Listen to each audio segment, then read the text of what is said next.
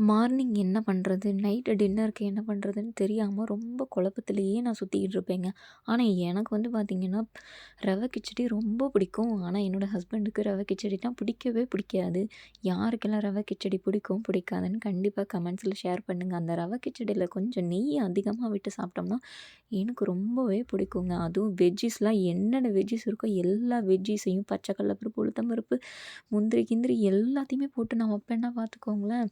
இந்த ரவைய போட்டு கிண்டுறதுக்குள்ள நான் ஒரு வழி ஆயிடுவேங்க. இந்த ரவைய கிண்டுறது தான் இதில பெரிய டாஸ்க்கே. பட் அதில மட்டும் நம்ம சக்ஸஸ் பண்ணிட்டோம்னு வச்சுக்கோங்களேன், ரவை கிச்சடி அல்டிமேட்டா இருக்குங்க.